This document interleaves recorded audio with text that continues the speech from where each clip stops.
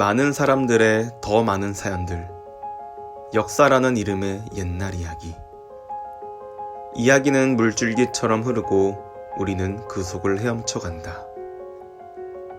기억을 추억으로 남길 수 있는 사람의 재주 때문일까? 많은 일들을 겪다 보면 문득 옛날이 그리워질 때가 있다. 내가 꿈꾸던 작은 방은 그래도 즐거운 나날들. 과일 깎던 어머니의 접시 소리가 기억난다. 어머니의 손이 거칠었던 기억도 난다. 어머니의 거친 손은 아마 서울의 꿈을 꾸셨을 테다. 내 방보다 더 좁은 방에서 꿈의 무게를 버티셨을 테다. 한국전쟁 이후 서울은 그야말로 잿더미 그 자체였습니다. 남은 것은 별로 없었습니다마는 많은 사람들이 전국 곳곳에서 서울로 모여들었습니다. 당연히 서울은 만원이 되었고 제대로 많은 사람들을 수용할 수 없는 그런 도로 여건, 주거 여건이었기 때문에 많은 사회적인 문제를 야기시켰습니다. 그 주택 문제와 교통 문제를 해결하기 위해서 또는 전국적인 경제 개발을 위해서 1960년대 이후로 국가는 경제개발 5개년 계획을 수립하면서 다방면에서의 많은 노력을 기울여 왔습니다. 1966년도에 서울시장으로 취임한 김현옥 시장은 불도저라는 별명답게 돌격 건설을 기치로 앞세우고 곳곳에 공사를 시작하였습니다. 우리나라의 경제 발전은 서울을 포함해서 전국이 많은 노력을 기울여 왔고, 특히 아무런 기술 없이 모여든 미혼 여성들 같은 경우에는 많은 사람들이 가정부로 일을 하고 또 공장 직공으로서 아주 열악한 환경 하에서 가족을 위해서, 본인을 위해서 많은 노력을 기울이는 그런 어두운 점도 있었습니다. 타인의 기억을 아픔처럼 느낄 수 있는 사람의 재주 때문일까?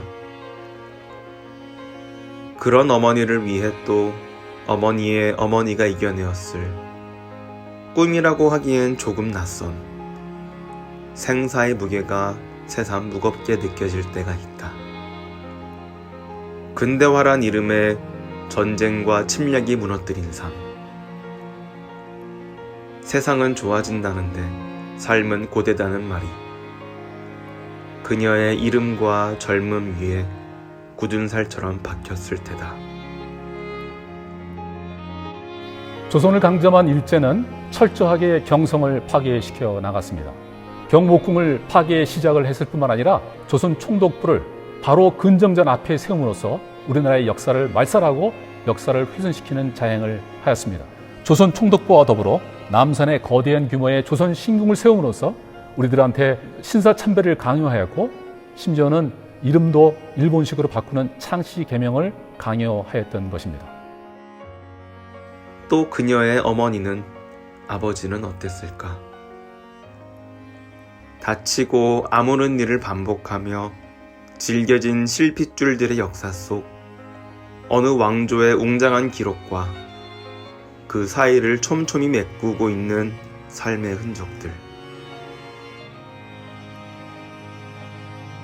1863년도 고종이 조선 26대 왕으로 왕위에 오르게 됩니다.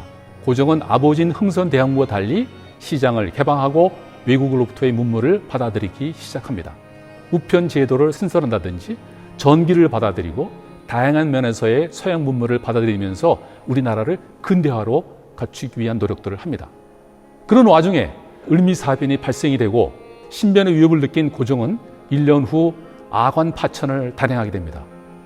러시아 공산에서 1년을 머문 고종은 그 다음 해인 1897년 경운궁으로 환궁을 하면서 그해 가을에 환구단에서 하늘의 제사를 올리고 대한제국을 선포하고 스스로 황제가 됩니다.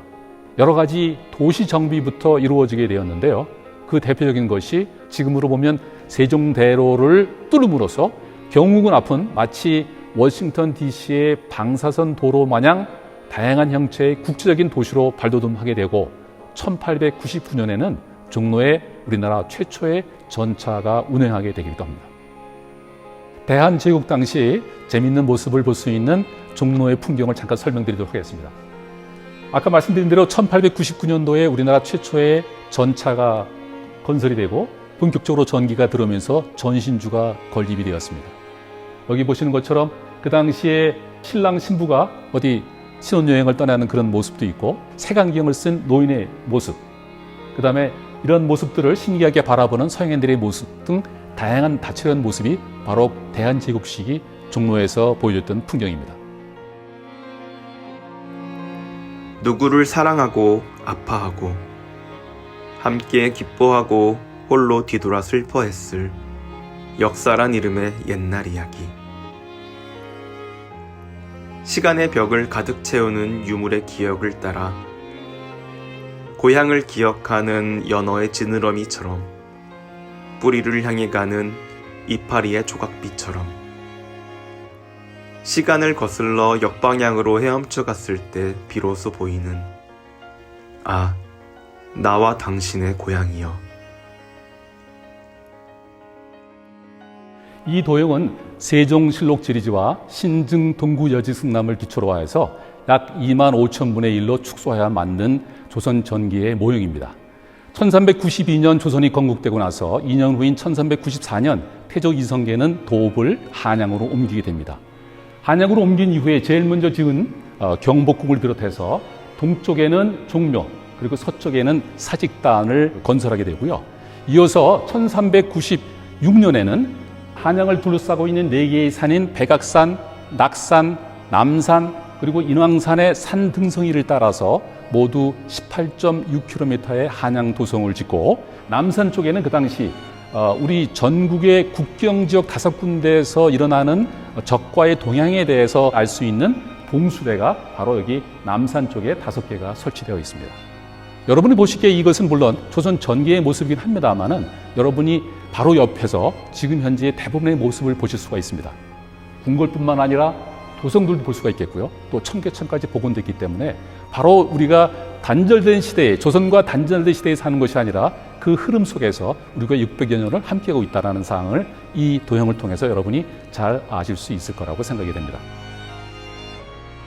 이야기는 물줄기처럼 흐르고 우리는 그 속을 헤엄치고 있다.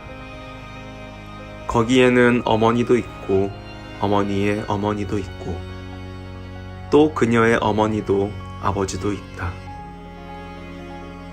기억을 추억하고 아파하고 기록할 수 있는 인간의 재주에 고마워하며 많은 사람들의 더 많은 사연들이 만든 이 땅의 옛날 이야기. 서울의 역사를 온몸에 담고 간다.